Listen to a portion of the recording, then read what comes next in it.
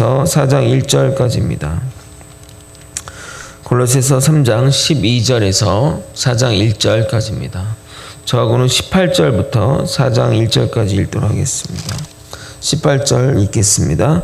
아내들아 남편에게 복종하라. 이는 주 안에서 마땅하니라. 남편들아 아내를 사랑하며 괴롭게 하지 말라. 자녀들아 모든 일에 부모에게 순종하라. 이는 주 안에서 기쁘게 하는 것이니라. 아비들아 너희 자녀를 노엽게 하지 말지니 낙심할까 함이라.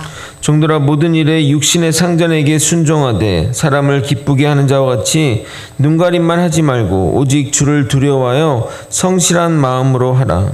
무슨 일을 하든지 마음을 다하여 주께 하듯 하고 사람에게 하듯 하지 말라. 이는 기업의 상을 주께 받은 줄 아나니 너희는 주 그리스도를 섬기느니라. 불의를 행하는 자는 불의의 보응을 받으리니 주는 사람을 외모로 취하심이 없느니라. 함께 읽겠습니다. 상전들아 의와 공평을 종들에게 베풀지니 너희에게도 하늘에 상전이 계심을 알지어다. 아멘. 정해진 본문에 따라 설교를 하다 보면 깊게 다루지 못하는 부분이 반드시 있게 됩니다. 특히 이런 새벽에는 다양한 내용을 다루기보다는 하나의 내용만 다루는 것이 맞기에 어쩔 수 없이 선택과 집중을 하게 됩니다. 오늘 해당 본문도 여러 가지 내용들이 담겨 있어서 추후에 이 본문에 대해 추후에 깊게 다루고 오늘은 18절부터 4장 1절까지만 다루도록 하겠습니다. 왜냐하면 편지라는 게 좀 여러 가지 내용들을 축약해서 이렇게 전달하다 보니까 그냥 편지 글은 되게 단순하지만 그 안에 있는 뒷 배경이나 그런 것들은 굉장히 깊기 때문입니다.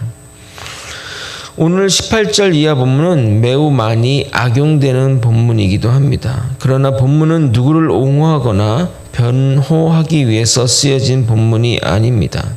만약 이 본문을 가지고 자신의 입장을 변론하고자 한다면 잘못된 적용이라고 명확하게 말씀드리고 싶습니다.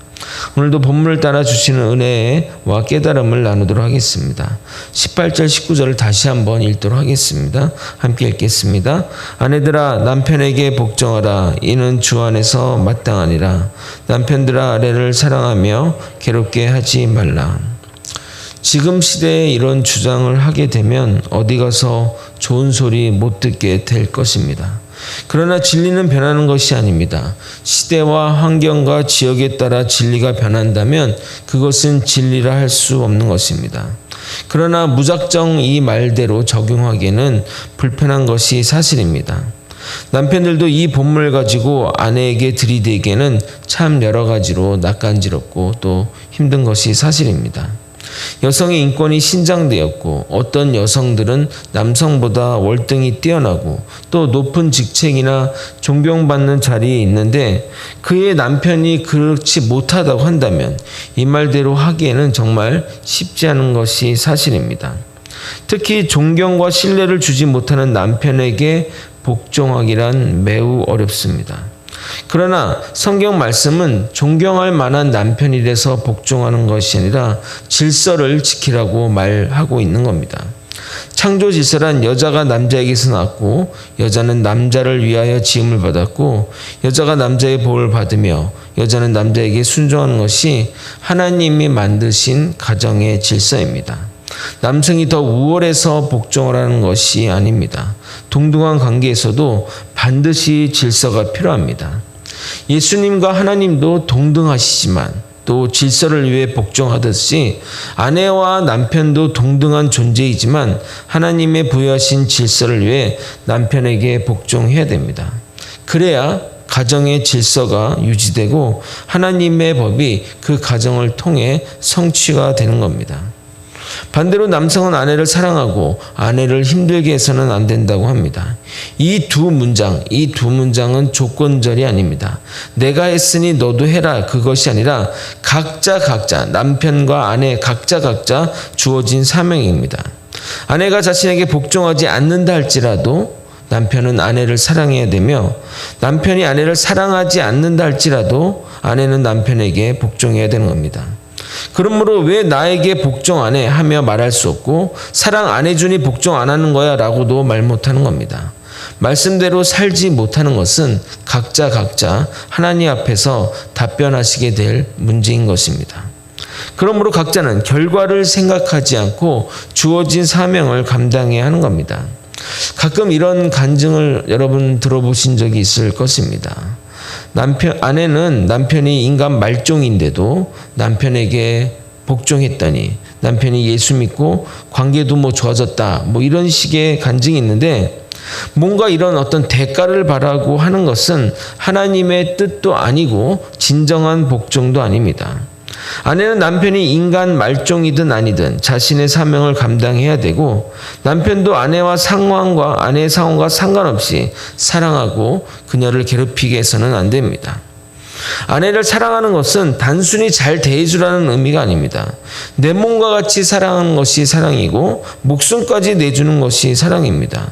알고 보면 복종하는 것보다 더 어려운 것이 사랑이라 할 수 있습니다. 이렇게 가정에 부여된 질서의 복종을 통해 우리는 하나님의 권위에 순종하는 것을 배우게 됩니다. 과거 아버지의 권위가 높았고 아버지도 그 권위에 맞는 삶을 살려고 노력하면서 자녀들을 양육하고 가정을 양육했기에 그 아버지를 통해 하나님께 순복하는 것을 자연스럽게 배워왔습니다. 그러나 지금 시대는 바른 아버지상이 무너지고 있고 가정이 무너짐으로 인해 하나님의 이 모델상이 약화되고 있으며 더불어 신앙의 약화로 이어지게 되는 것을 보게 됩니다. 아버지를 통해 하나님을 투영해야 하는데 아버지의 상이 약화되므로 하나님에 대한 신앙심도 떨어지게 되는 겁니다. 하나님은 하지 말라고 하시는데 왜 하지 말라고 해? 누가 나보고 하지 말라고 해? 같은 이런 권위가 무너진 모습으로 나아간다는 말입니다. 제가 몽골에 과거에 좀 선교를 하러 자주 좀 다녔던 적이 있었던데 하나님의 사랑을 설명하고 하나님 아버지의 사랑을 설명하는데 많은 애로사항을 겪게 됩니다. 하나님 아버지가 너를 사랑하신다라고 말하면 아이들한테는 그 말에 감흥이 없습니다. 왜냐하면 자신의 육신의 아버지는 술 먹고 때리는 아버지가 대부분인지라 아버지가 자녀를 사랑한다는 그 말에 은혜가 안 되는 겁니다. 여러분 몽골은 알다시피 전통적인 어떤 유목민족의 습성이 남아 있어서 남자가 자녀를 돌보지 않고 엄마가 자녀를 돌보는 철저한 모계 사회입니다. 왜냐하면 아버지가 다른 자녀들도 많고 또 유목을 하면 몇 개월씩 집에 몇 개월 후에 돌아오기 때문에 가정교육은 엄마의 책임이었습니다. 나가서 안 돌아오는 경우도 많고 무책임한 아버지도 참 많았습니다. 거기다가 또 몽골이 얼마나 춥습니까? 그러니까 알코올 중독자들이 이런저런 이유로 알코올 중독자가 많아 사회 문제가 되기도 하는데 그것 때문에 가정에서의 여러 가지 문제점을 많이 일으키고 있습니다. 남편의 헌신적인 사랑과 아내의 순결한 복종은 가정을 천국으로 만드는 가장 중요한 요소입니다. 두 요소는 조건적인 관계가 아니지만 상호 연관성을 가지고 있습니다. 아내가 복종하면 남편은 아내를 사랑하게 되고 남편이 아내를 사랑하게 되면 아내는 자연스럽게 복종하게 됩니다. 아내에 대한 남편의 사랑과 남편에 대한 아내의 복종은 거듭난 그리스도인 부부 관계에서 기본적으로 지켜야 할 덕목임을 반드시 알아야 합니다. 이처럼 가정은 정말 중요합니다. 가정은 하나님의 나라를 완성시키기 위한 기초단입니다. 가정이 무너진다는 것은 하나님의 나라의 기초가 무너진다고 보면 됩니다. 그래서 여러분, 사단의 공격 목표는 가정입니다. 사단은 끊임없이 가정을 무너뜨리는데 최선의 노력을 합니다. 사단 마귀가 우리를 이 죄악으로 지옥으로 끌고 가기 위해 끊임없이 우리를 공격합니다. 저는 이 사단 마귀들의 어떤 공격의 어떤 행태들 또 그런 문화와 매스미디어를 통해서 하는 행태들을 보면 참 무섭다는 생각이 듭니다. 사단은 한 개인을 공격하기도 하지만 그것보다 우리의 어떤 가치관이나 문화들을 건드려 대규모의 이탈에 더욱 주력한다는 겁니다. 이러한 가치관과 관념을 무너뜨리게 사단은 문화나 다양한 매체를 통해 우리를 공격한다는 겁니다. 여러분, 개인적인 공격은 개인의 피해와 그걸로 끝나지만 이 가치관이나 어떤 것들이 무너지기 시작하면 그것은 그냥 쓰나미처럼 밀려가는 겁니다. 쓰나미가 밀려오면 내가 수영을 아무리 잘한다고 뭐 수영 선수 조련이라도 다 필요 없는 겁니다. 그냥 다 쓸려 나가는 겁니다. 예를 들어 몇 가지 들어보게 되면 동성애, 동성 결혼 이런 것들도 궁극적으로 가정을 무너뜨리기 위해 존재하는 겁니다. 결혼제도 및 부모의 역할이 모호하게 만들어 궁극적으로 가정을 무너뜨리게 됩니다. 동성부부가 더 많아질수록 출산율은 급격히 떨어질 것이고 가정의 붕괴로 이어질 것입니다. 동성애와 동성결혼이 가장 먼저 허용된 캐나다의 경우가 보면 이 문제가 심각하다고 합니다. 남자가 아버지가 아니고 여자가 어머니가 아닙니다. 성의 구분이 외모로 결정되는 것이 아니라 자기의 의사 결정에 따라 결정되게 되는 겁니다. 귀여운 아기를 아는 그 엄마에게, 여성에 가서 아유 아기가 엄마를 닮아 참 미인이시네 하면 저는 이 아이의 아빠입니다. 라는 답변이 돌아온다는 겁니다. 자신의 성을 성년이 되어 결정하기도 합니다. 남자가 둘인 가정과 여자가 둘인 가정에서 자란 아이는 대부분 커서 동성애자가 된다고 합니다. 아이들이 보는 영상이나 이런 것들을 보게 되면 그 캐나다에서 보게 되면 그 애들 이렇게 애들 보는 프로그램 만화로 하는데 아빠가 둘이 있거나 엄마가 둘이 있거나 이런 식의 동영상이 애들한테 자연스럽게 비디오가 공급되어 그런 것들을 보고 자란다는 겁니다. 거기다가 요즘 아이들이 자주 보는 OTT나 유튜브에도 미성년자들이 보면 안 되는 것이 많은데 정말 부모의 주민번호만 넣으면 쉽게 접근이 가능합니다. 그런데 여러분 음란 어떤 그런 에로 영화들의 제목이 정말 심각합니다. 단에서 말씀드리기 민망해서 말씀은 못 드리지만 근친상간에 관련된 제목들이 굉장히 넘쳐납니다. 가치관이 제대로 형성되기 전에 이런 것에 노출되면 잘못된 길로 나아갈 수 있고 결국 그렇게 되면 어떻게 됩니까? 가정의 파괴로 돌아오게 되는 겁니다. 또한 우리는 연일 방송을 통해 또 언론을 통해 가정이 파괴되는 사건과 사고를 접합니다. 의붓아들과 딸을 고문하고 입양아를 죽이고 심지어 자신의 자녀를 죽음으로 몰아가는 일이 비일비재하고 근친상간적인 성범죄가 난무하니 가정의 붕괴가 가속화되는 것이 아닌가 생각이 듭니다. 이 모든 것이 가정의 붕괴, 질서의 붕괴에 비롯된 일이고 이런 일들이 언론과 방송과 매체를 통해서 노출되면 될수록 알려지면 알려질수록 더욱더 확대되어 가게 됩니다. 그런 문화와 상황에 많이 노출되면 될수록 그러한 범죄에 더 가까워진다는 것이 통계가 증명하는 사실입니다. 연예인이 자살 사건이 벌어지게 되면 평소보다 자살률이 치솟는 이유가 여기에 있는 것입니다. 이 모든 것이 사단의 음모이며 가정을 파괴하는 술수입니다. 우리가 이런 것에 대한 굉장한 민감함을 가지고 지켜봐야 되는 겁니다. 그러니까 동성결혼 이거 막는 게 단순히 그 혐오스러우니까 어떤 보건위생적인 이런 차원이 아닙니다. 그냥 그것들이 무너지게 되면 동성결혼이 그냥 정상적인 범주 안에 들어오거나 동성결혼이 정상적인 결혼의 범주로 들게 되면 그냥 뚝이 무너지는 거예요. 그럼 쓰나미처럼 밀려가는 겁니다. 제가 이런 표현을 어떻게 할지 모르겠지만 지옥문이 열리는 겁니다. 지옥문이 열리는 거예요. 이어서 자녀와 부모의 관계에 대해서 이렇게 얘기를 합니다. 20절, 21절을 한번 읽어보도록 하겠습니다. 함께 읽겠습니다. 시작. 자녀들아 모든 일에 부모에게 순종하라. 이는 주 안에서 기쁘게 하는 것이니라. 아비들아 너희 자녀를 노엽게 하지 말지니 낙심할까 함이라. 아내는 남편에게 복종하고 자녀는 부모에게 순종하라고 번역되어 있으니 남편에 대한 아내의 복종이 부모에 대한 자녀의 순종보다 더 강한 이미지로 인식되는데 원어적으로는 원래 반대입니다. 부모에 대한 자녀의 순종이 훨씬 더 이 본문에서는 강도 있게 표현되어 있습니다. 왜냐하면 가정 안에서의 부모에 대한 순종은 궁극적인 권위이신 하나님에 대한 순종으로 연결되기 때문입니다. 하나님이 부모 자식 간의 관계를 허락한 것은 부모는 보이지 않는 하나님의 권위를 대행하는 사람으로서 자녀를 하나님께 순종하게 하는 권위를 가르치기 위해서입니다. 또한 가정은 권위를 배우는 좋은 훈련 장소가 되는 겁니다. 그래서 위에서 말씀드린 대로 가정이 중요하다고 말씀드린 겁니다. 그래서 하나님이 기뻐하시는 일이라고 말하는 겁니다.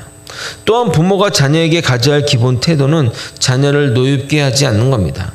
자녀를 여러분 노엽게 하는 경우는 부모의 권리를 남용할 때 발생하게 됩니다. 부모는 자녀의 소유주가 아니라 소유주인 하나님을 대신하는 양육자일 뿐입니다. 그런데 내 소유라고 생각하며 욕심대로 또는 도를 넘는 권위를 주장하니까 자녀가 노엽게 하게 되고 바른 교육이 이루어지지 않게 되는 겁니다. 과도한 소유욕과 이치에 맞지 않는 권위를 주장하면 자녀를 낙심시키고 자녀의 심령을 상하게 하는 겁니다. 바울은 이제 대사회적인 관계로 확장돼 갑니다. 우리 모두는 사회적 동물입니다. 사회 속에서 생활과 문화와 모든 것을 누리게 됩니다. 그렇기 때문에 사회 안에서도 규율이 필요합니다. 이 부분은 나중에 좀 깊게 다룰 예정이지만 그냥 핵심적인 거 하나만 얘기하자면 사람과 사람 관계에서 중요한 것은 중보자가 필요하다는 겁니다. 그분이 바로 예수 그리스도입니다. 우리는 인간의 죄로 인해서 욕심 따라 살기 때문에 결국 인간과 인간의 관계는 무너진 것입니다.